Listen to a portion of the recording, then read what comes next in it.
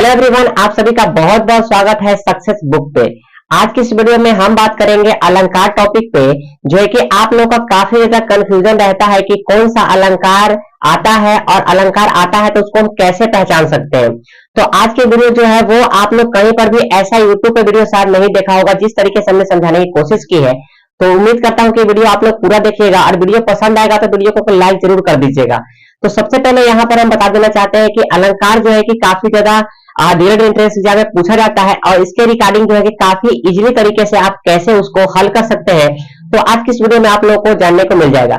ठीक है, तो चलिए हम शुरू करते हैं और देखते हैं कि किस तरीके का अलंकार को कैसे हम हल कर सकते हैं। तो ये सारा कुछ इस वीडियो में देखने को मिल जाएगा, तो आप लोग इस वीडियो को पूरा देखिएगा एंड वीडियो पसंद आएगा तो वीडियो को आप जरूर से लाइक कीजिएगा एंड चैनल को सब्सक्राइब करके अपने दोस्तों के साथ भी जरूर शेयर कीजिएगा इस वीडियो को। तो चलिए फिर देखते हैं।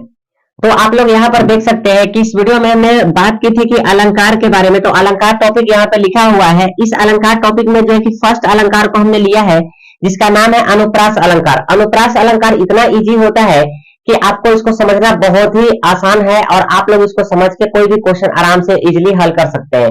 तो ये कौन कौन से ट्रिक इसमें लगाना होता है, कोई भी ज्यादा आपको इसमें ज्यादा माथा पेची नहीं करने वाली बात होगी और इजिली आप जो है कि अनुप्रास अलंकार को बना लेंगे। लेकिन सबसे पहले जो होता है अनुप्रास अलंकार की सबसे पहले कुछ खासियत होती है, इसको समझना जरूरी होता है।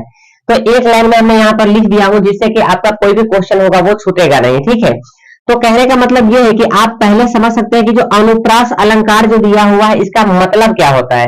तो काव्य में जहां एक वर्ण की, ठीक है, आवृत्ति एक से अधिक बार आए वहां अनुप्रास अलंकार होता है। ठीक है, मतलब कि जो भी काव्य लिखा हुआ रहता है आप देखते हैं, ठीक है, उसमें क्या होता है ना कि एक वर्ण की आवृत्ति बार बार होगा। ठीक है, और कैसे होगा तो इसके यहाँ पर मैंने बहुत सारे एग्जाम्पल हमने लिखा है, इससे रिलेटेड बहुत सारे एग्जाम्पल है, आप इजिली हल कर सकते हैं। इस वीडियो को आप देखिए, उसके बाद अगर अनुप्रास अलंकार से रिलेटेड कोई भी क्वेश्चन होगा तो आपको से छूटेगा नहीं। तो सबसे पहले यहाँ पर कहा गया है इसमें कि काव्य में जहां एक वर्ण की आवृत्ति जो है एक से अधिक बार आए वहां अनुप्रास अलंकार होता है। मतलब कि एक ही वर्ण आपको जो है कि बार बार आता दिखेगा उसमें। ठीक है, तो वहां पर अनुप्रास अलंकार होगा। कैसे, देखिए, जैसे यहाँ पर रघुपति, राघव, राजा, राम, यहाँ पर आप देख सकते हैं कि जो र वर्ण की जो आवृत्ति है वो आपको बार बार यहाँ पर देखने को मिल रहा है।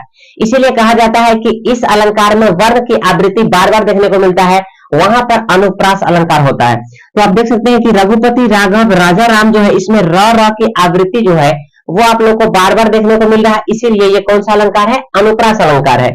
उसके बाद यहाँ पर लिखा है तरनी, तनुजा, तट, तमाल, तरुवर, बहुछाए। आप यहाँ पर देखिए सब में जो है कि त यहाँ पर भी त, मतलब कि त वर्ण की आवृत्ति आपको बार बार देखने को मिल रहा है, इसीलिए ये क्या हो जाता है, अनुप्रास अलंकार हो जाता है। अब जो है कि यहाँ पर तीसरा एग्जाम्पल देख सकते हैं कि लिखा हुआ है चंदू के चाचा ने चंदू की चाची को चांदनी चौक पे चटनी चटाई। यहाँ पर किस वर्ण की आवृत्ति हुई है, यहाँ पर आप देख सकते हैं च, यहाँ पर भी च, यहाँ पर भी च, यहाँ पर भी च, यहाँ पर भी च, और इसमें जो है कि च वर्ण की आवृत्ति आपको बार बार देखने को मिला है, इसीलिए कौन सा अलंकार होता है, ये अनुप्रास अलंकार होता है। उसी तरीके से यहाँ पर लिखा है कि प्रतिभट, कटक, यहाँ पर क्या लिखा, कटीले, केते, काटी, काटी। इसका मतलब ये है कि यहाँ पर क वर्ण की आवृत्ति जो है आप लोगों को बार बार देखने को मिल रहा है, इसीलिए कौन सा अलंकार हो जाता है, अनुप्रास अलंकार हो जाता है। आई होप कि आप लोगों को काफी अच्छे से समझ में आ रहा होगा। अब चलते हैं हम नेक्स्ट अलंकार पे। तो अब जो है कि वो सेकेंड अलंकार की बारी है जिसका नाम है यमक अलंकार। ये यमक अलंकार जो होता है ये भी बहुत ज्यादा आसान होता है और इसको भी पहचानना काफी ज्यादा इजी हो जाता है। तो आप लोगों को जो यहाँ पर बताया गया है जो इसके विषय में, तो आप लोग ध्यान से इसको देखिएगा जिससे कि आप लोग यमक अलंकार को भी चुटकी में बना सकते हैं। तो यहाँ पर सबसे पहले यमक अलंकार में बात करते हैं जिसमें कि कहता है कि जिसमें एक शब्दों की आवृत्ति जो होती है बार बार हो और अर्थ अलग अलग हो उसे यमक अलंकार कहते हैं। इसमें समझने वाली बात यह है कि जैसे कि आपने अनुप्रास अलंकार को पढ़ा था तो उसमें बताया गया था कि एक वर्णों की आवृत्ति बार बार होती है, लेकिन उसमें अर्थ का कोई महत्व नहीं दिया गया था। लेकिन यहाँ पर बता रहा है कि इसमें वर्ण की आवृत्ति बार बार नहीं होती है, बल्कि इसमें शब्दों की आवृत्ति एक से अधिक बार होती है और जो उसका अर्थ होता है वो अलग अलग निकलता है। कैसे, तो यहाँ पर सबसे पहले हम एक उदाहरण से चलते हैं। यहाँ पर आप देख सकते हैं लिखा हुआ है कि काली घाटा का घमंड घटा। यहाँ पर आप देख सकते हैं कि घटा घटा जो है यहाँ पर दो आ चुका है। एक का अर्थ होता है, जैसे कि यहाँ पर आप देखें तो काली मतलब होता है काला और घाटा मतलब होता है बादल। ठीक है, तो काली घटा का घमंड घटा मतलब उसके घमंड जो है बादल का वो क्या हुआ है, घट गया है। तो यहाँ घाटा का मतलब होता है कि उसका जो है कि घमंड वो घट गया, मतलब उसका कम गया, जो घमंड था वो समाप्त हो गया। और ये काली घटा मतलब हो गया काले बादल का जो घमंड था वो क्या हो गया, घट गया। इसीलिए कहा गया कि वर्णों की आवृत्ति कितना आएगा, एक से अधिक बार आएगा और उसका जो अर्थ होगा वो अलग अलग निकलेगा। ठीक है, उसी तरीके से हम लोग सेकेंड अलंकार पे चलते हैं। तो यहाँ पर लिखा हुआ है कनक कनकते 100 गुनी मादकता अधिकाए। ठीक है, वाह खाए बौराए नर वाह पाए बौराए। यहाँ पर सबसे पहले देखिए कनक कनक यहाँ पर दो बार दिया गया, एक कनक और एक कनक यहाँ पर है। तो आप दो कनक देख सकते हैं। तो दो कनक यहाँ कहने का मतलब होता है, एक कनक का मतलब होता है सोना। जैसे कि आप लोग जानते हैं स्वर्ण को सोना बोला जाता है, तो इसी को आप लोग समझ सकते हैं कि जो स्वर्ण है इसको सोना बोलते हैं। और इसका अर्थ ये है इसमें कि कनक कनकते 100 गुनी।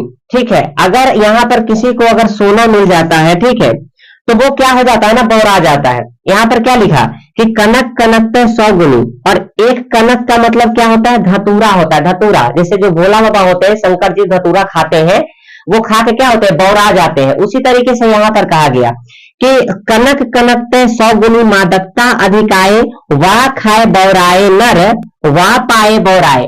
जो अगर धतूरा को खा लेगा वो बौरा जाता है, एकदम बौखला जाता है एक तरीके से, समझ रहे हैं ना, वो पागल टाइप के करने लगता है। जैसे भोला बाबा खा के एकदम से बौखला जाते हैं, उसी तरीके से यहाँ पर। और जिसको वो सोना मिल जाता है वो भी बौरा जाता है, कहता है कि भाई हमको तो बहुत सोना मिल गया है, बहुत सारा सोना मिला है।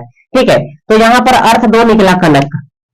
एक कनक का मतलब क्या हुआ, सोना, और एक कनक का मतलब क्या होता है, धतूरा। ठीक है, धतूरा आप लोग धतूरा को देखे होंगे, जैसे कि कहीं पे हमें सड़क के किनारे या कहीं पे मिल जाता है, जो पूजा वगैरह होता है शिवरात्रि में, तो उसमें चढ़ाया जाता है, तो वो धतूरा।